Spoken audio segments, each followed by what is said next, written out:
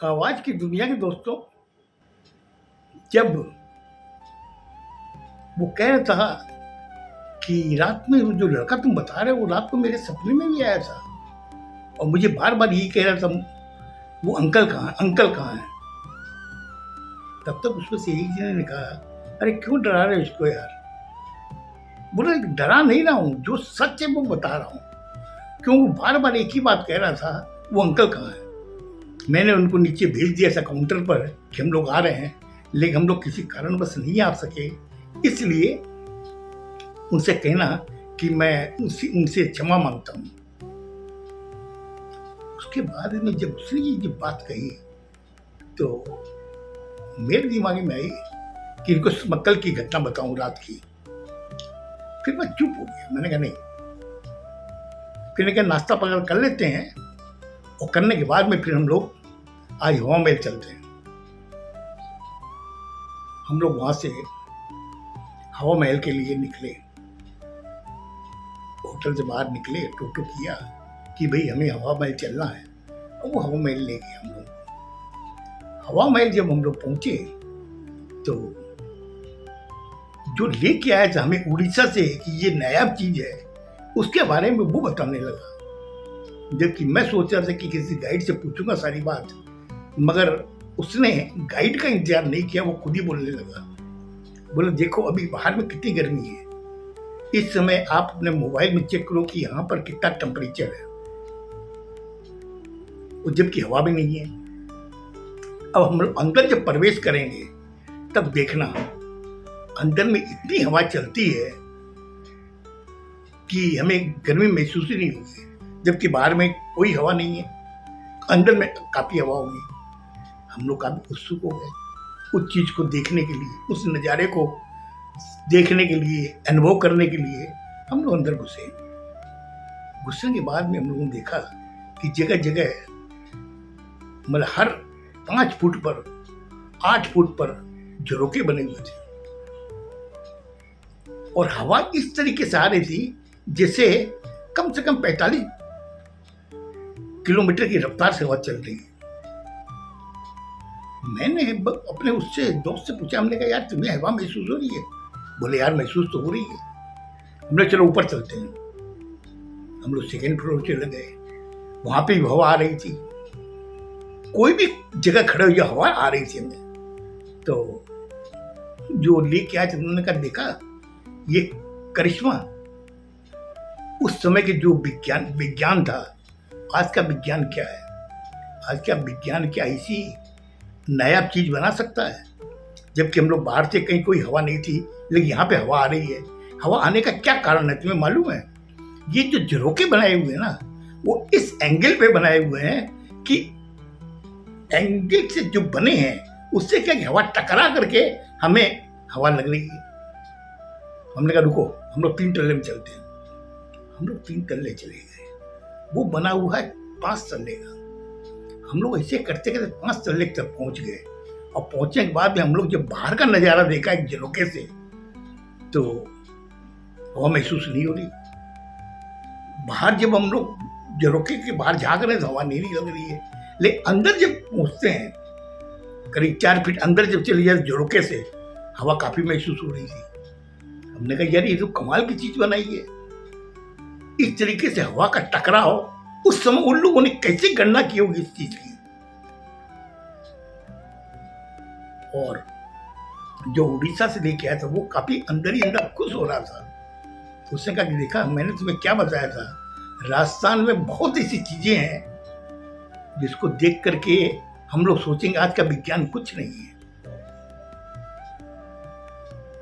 कम से कम हम लोगों ने वहां पर 2 घंटे गुजारे और फिर 5 तल्ले से हम लोग वापस नीचे ग्राउंड फ्लोर तक आ गए।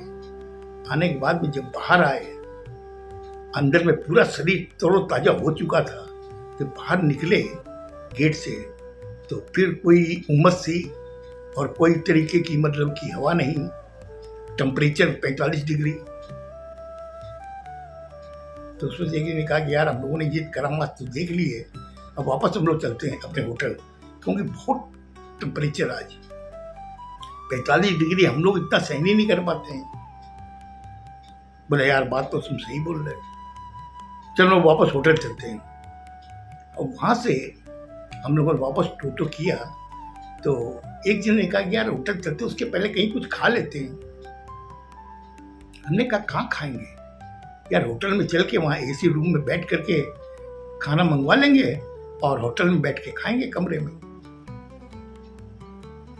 सब लोगों ने बात मान ली, बोला हाँ ठीक है यार, बहुत टेम्परेचर है तो अच्छा है हम लोग होटल में चल के वहीं खाएंगे, वहीं ऑर्डर कर लेंगे करके हम लोग खा लेंगे। हम लोग टोटो पकड़ के होटल आ गए। होटल आए तो काउंटर वाले ने कहा कि भाई साहब, मैं बोला आप लोग घूम आए? मैंने हाँ घूम के आ गया। बोले काफ़ी देर लगा दिया आप लोगों ने, 5-6 घंटे लग गए। हमने कहा वो करामाती ऐसी थी, हवा में जो बना हुआ था कमाल की चीज़ है। जबकि अभी बाहर का टेम्परेचर मैंने हम लोगों ने मोबाइल पर देखा 45 डिग्री, हवा का एकदम कोई तरीके का आभास नहीं, लेकिन अंदर में इतनी हवा चल रही थी जो कम से कम पकड़ लीजिए कि 40 किलोमीटर की रफ्तार से हवा थी अंदर। बोले यही तो राजस्थान का कमाल है, ये तो कुछ नहीं है। आप जब जाओगे जोधपुर, वहां पर आप देखना, वहां पे जो रेत के जो बड़े बड़े टीले बने हुए हैं ना, उसको जब आप देखोगे रात में टीले पे बैठ के जो चांद को निहारोगे, वो एक अलग ही आनंद आएगा आपको। तो एक जन ने कहा कि क्यों, क्या प्रोग्राम है, जोधपुर चलने का भी प्रोग्राम है क्या? मन गया पहले तो भूख लगी हुई, हम लोग ऊपर रूम में चलते हैं। तो मैंने कहा भैया ऊपर किसी स्टाफ को भेजना, हम लोग कुछ खाने का ऑर्डर देंगे। बोले ठीक साहब आप जाइए, रूम सर्विस वाला पहुंच जाएगा आपके पास। हम लोग जो ऊपर गए, जाते ही वो कई 5 मिनट बीते होंगे कि रूम सर्विस वाला आया। आके उसने कहा साहब बोलिए क्या ऑर्डर है। हम लोगों ने सब लोगों ने अपने अपने हिसाब से जो खाने की इच्छा थी हम लोगों ने उसको ऑर्डर दे दिया। ऑर्डर देने के बाद हम लोग बैठे थे। उस समय हम लोग के दिमाग में वो सब चीजें खत्म हो गई, लेकिन मेरे दिमाग में वो चीज नहीं जा रही थी जो रात को हुई थी। मैं सबका चेहरा स्टडी कर रहा था।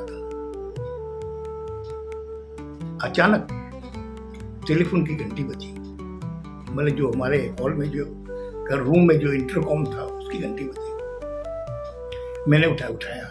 बोले कि ये साहब क्या बात है, कैसे आपने फोन किया है? बोले नहीं, एक सज्जन आए हुए हैं, वो हैं, उनकी पत्नी है, उनका एक लड़का है, वो आप लोग से मिलना चाहते हैं। इतना कहना था कि मैंने कहा कि उनको कैसे मालूम कि हम लोग इस होटल में ठहरे हुए हैं? बोले ये तो मुझे मालूम नहीं है, लेकिन उन्होंने मुझे ये कहा कि 101 में। बोले 101? बोले नहीं। उन्होंने जो मुझे रूम बताया, रुकिए मैं बताता हूँ आपको। हाँ कौन से रूम में ठहरे हैं? बोले 105 में। बोले 105 में जो बैठ ठहरे हैं उनको बोला कि बात करने के लिए। मैंने कहा बात कराऊं उनसे? तो उसने फोन उठाया। बोले कहिए। बोले मैं आप लोगों से मिलना चाहता हूँ। मैंने कहा आप कौन हो? बोले हम लोग ट्रेन में मिले थे ना। इतना कहना था कि रात वाली सारी घटना मेरे ध्यान में आ गई।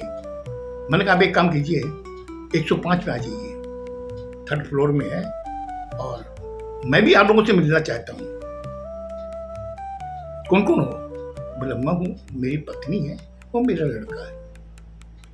हमने कहा वो ऊपर आइए। तब तक मैंने तीनों को बताया कि वो जो ट्रेन में मिले थे ना, जो 7 साल का लड़का था जिसके हार्ट के ब्लैडर में जिसको पंप करता है हार्ट को, उसके 2 छेद थे ना, वो फैमिली हम लोग से मिलना चाहती है, वो भी ऊपर आ रही है।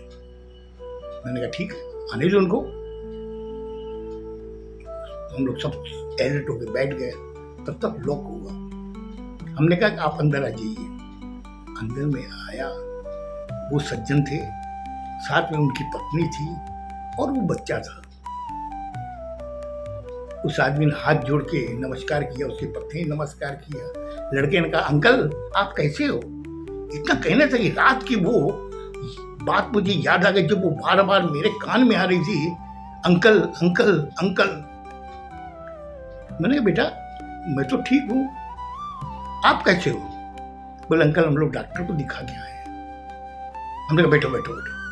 उनको बताया, बताते ही हमने उनसे पूछा, हमने कहा भाई साहब डॉक्टर नरेश तिलहन को आपने दिखाया? बोला हाँ हमने दिखाया उसको। उसे देख करके जो चीजें बताई है वो चीज मुझे समझनी है।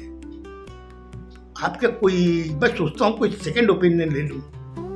तो जिसने कहा था कि मैं तिलहन को जानता हूँ, नाम काफी सुना, उसने कहा कि आप चिंता मत कीजिए, सेकंड ओपिनियन की जरूरत ही नहीं है। वो डॉक्टर बहुत ही अनुभवी डॉक्टर है, उसने बताया क्या ये बताइए। मुझे लगता है मुझे आपका फिर ज्यादा टाइम ले लिया, आगे की घटना कल बताऊंगा। खुश रहो, स्वस्थ रहो, धन्यवाद।